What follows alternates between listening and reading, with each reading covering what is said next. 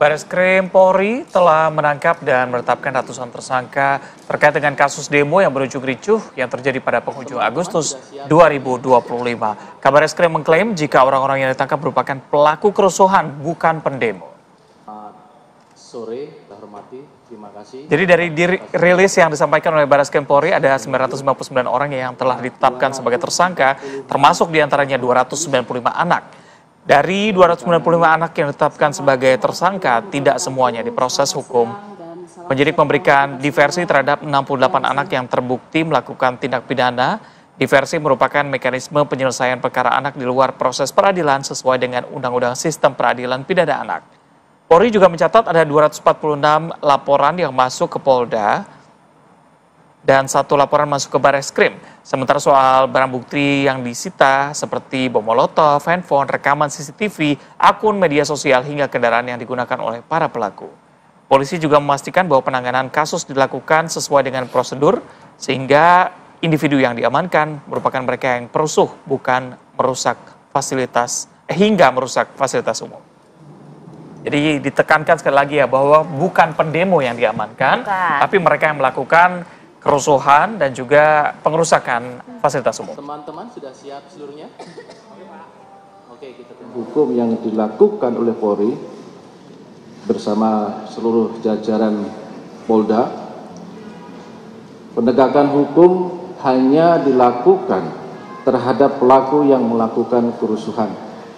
Jadi, sekali lagi, penegakan hukum yang dilakukan oleh jajaran itu adalah semuanya pelaku yang melakukan kerusuhan, bukan masyarakat yang melakukan demo. Karena kalau demo memang itu sudah ada aturannya. Jadi itu yang kami tegaskan di awal. Sampai dengan saat ini, Polri telah menangani 246 laporan polisi yang ditangani di tingkat Mabes, ada yang ditangani oleh Ditipid Siber Bareskrim dan juga 15 satuan wilayah Polda. 295 anak dengan rincian yang setelah diproses, 68 anak telah diproses melalui mekanisme diversi. Artinya ini tidak melalui jalur hukum. Berikutnya 56 anak telah tahap 2. Tahap 2 berarti sudah selesai, sudah diserahkan kepada Kejaksa Penuntut Umum. Kemudian 6 anak telah berkasnya P21 dinyatakan lengkap, dan 160 anak ini masih berkasnya masih dalam tahap 1 pemberkasan proses.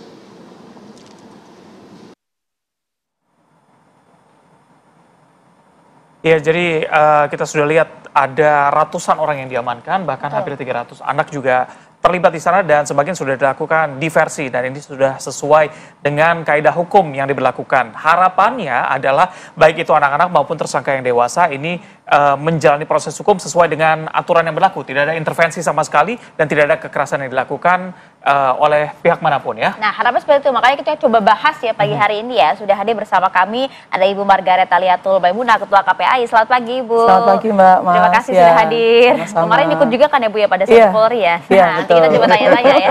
Dan juga sudah tersambung melalui sambungan Zoom ada anggota Kompolnas, ada Irjen Purnawiran Ida Utari Purnamasasi. Selamat pagi, Ibu. Selamat pagi, Assalamualaikum. Pagi, Mbak. Assalamualaikum warahmatullahi wabarakatuh. Mas Reza Ibu. juga. Baik. Ya, saya ke Ibu Ida dulu, Ibu Ida. Baik, Ya. Ibu Ida, ini harapannya adalah tidak ada intervensi maupun kekerasan terhadap para tersangka yang sudah diamankan oleh polisi ini. Ada ratusan orang di sana. Bagaimana Kompolnas menjamin keamanan para tersangka? Ya, terima kasih, Mas. Begini, Kompolnas ini kan sejak awal ikut di dalam proses ini ya. Mulai saat kerusuhan, kemudian berikutnya maupun pasca kerusuhan. Ternyata memang saya miris sebenarnya, kami itu miris. Anak-anak itu banyak sekali yang dilibatkan di dalam ini. Ini harus dicari siapa yang melibatkan ini. Dan kami juga turun ke lapangan, dibagi komisioner ini ke beberapa provinsi atau daerah untuk melihat secara langsung, mengecek secara langsung sebagaimana tugas kami di Kompolnas, dan memastikan bahwa anak-anak ini sebagai ABH itu diperlakukan sebagaimana yang diatur di dalam Undang-Undang Perlindungan Anak. Karena yang menangani PPA, saya yakin mereka adik-adik saya itu atau teman-teman di kepolisian itu mampu melaksanakan dengan baik. Mereka tidak dicampur dengan yang lain, tetapi mereka ditangani oleh teman-teman dari PPA. Itu, Mas. Oke. Ya. Karena kalau kita lihat kan Bu, ini kan total ada 295 anak begitu ya. Kita sebenarnya juga miris siapa yang kemudian, kalau tadi Bu Ida tanyakan siapa yang kemudian melibatkan. Kalau dari KPS sendiri melihat tidak sih mungkin ada memang oknum-oknum yang sengaja begitu ya menggiring anak-anak ini untuk bisa terlibat dalam kerusuhan? Ya, dari hasil pengawasan yang kami lakukan di beberapa titik, memang kami menggali bagaimana anak-anak ini bisa terlibat di dalam aksi atau dilibatkan dalam aksi yang seperti kemarin ya. Dari beberapa temuan itu kami menemukan satu, mereka itu memang ikut karena solidaritas antar teman. Yang kedua karena ajakan dari alumni atau kakak senior. Yang ketiga memang mereka mendapat provokasi dari media sosial. Dan memang juga ada mobilisasi kepada mereka. Jadi benar ada mobilisasi? Memang ada mobilisasi. Oke, dalam pelaksanaan penanganan sejauh ini begitu, ada laporan nggak sih pelanggaran HAM yang dilakukan terhadap anak-anak di bawah umur ini? Ketika pengamanan ya, ketika pengamanan kemarin memang kami mendengar ada yang mengalami kekerasan, bahkan sampai meninggal dunia yang di Tangerang itu ya, dan kami juga berkunjung ke sana, kemudian juga ada yang mendapat perlakuan yang tidak manusiawi gitu ya, jadi ini yang kemudian akhirnya kan kita memperdalam, bahkan karena tidak hanya anak ya, tapi ada beberapa kan kemudian orang yang hilang juga, sehingga kemudian akhirnya kita dengan beberapa LNHAM kan membentuk TPF, gitu ya, tim pencari fakta. Tidak hanya untuk orang yang hilang, tapi termasuk juga perlakuan-perlakuan yang tidak manusiawi, kemudian juga ada dugaan pelecehan, gitu ya.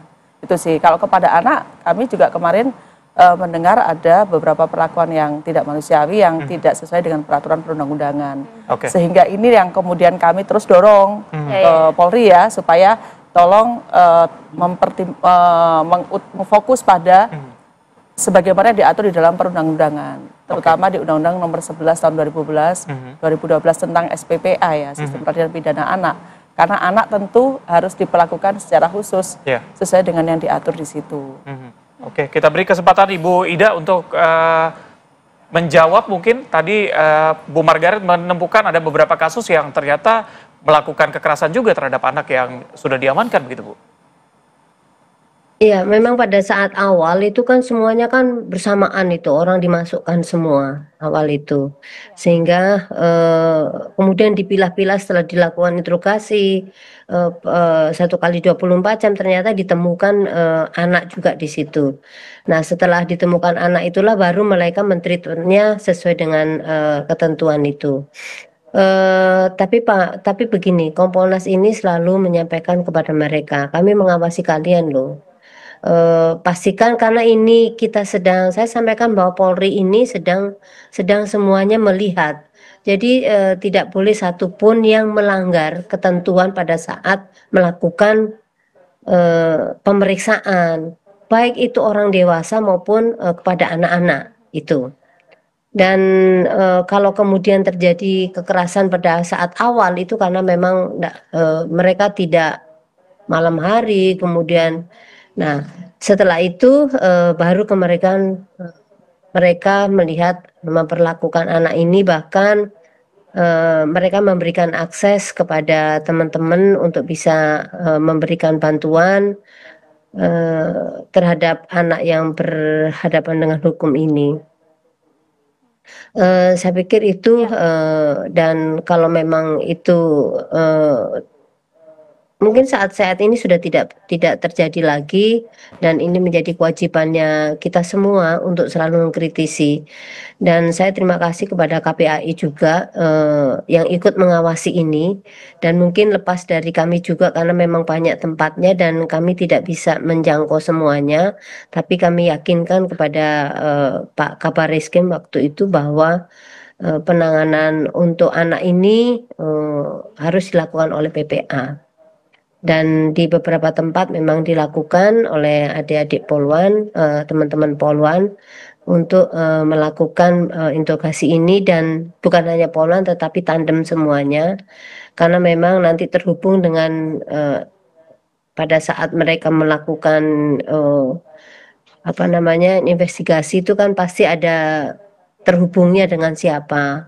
Kemudian kan kita tahu siapa pelakunya, siapa yang menyuruh, nah, seperti itu. Jadi ini adalah dilakukan seperti di Jawa Timur, dilakukan secara tim, kemarin di Jawa Barat juga dilakukan secara tim, dan itu menjadi pekerjaan yang harus dilakukan secara maraton untuk menguak siapapun yang mempergunakan anak ini sebagai alat mereka.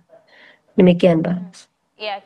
Ya, kita kan tahu betul ya, memang siapapun yang kemudian melakukan tindakan kriminal, dalam hal ini mungkin melakukan pengerusakan, bahkan perampasan dan lain-lain, ini memang harus mendapatkan tindakan yang setimpal. Tapi kalau melihat kasus ini sebenarnya Bu Ida dan juga Bu Margaret, ini kan konteksnya kan yang kemudian ditangkap dan bahkan juga ditetapkan tersangka kan banyak sekali, 959 begitu ya. Dan juga ini memang diketahui betul dari hasil penyelidikan memang ada provokasi di sana. Seharusnya tindakan hukum terhadap 959 orang ini tuh seperti apa, kan juga hampir 300 orang adalah anak-anak begitu ya Bu Ida dan juga Bu Margaret. Saat lagi dijawab yang saya jeda.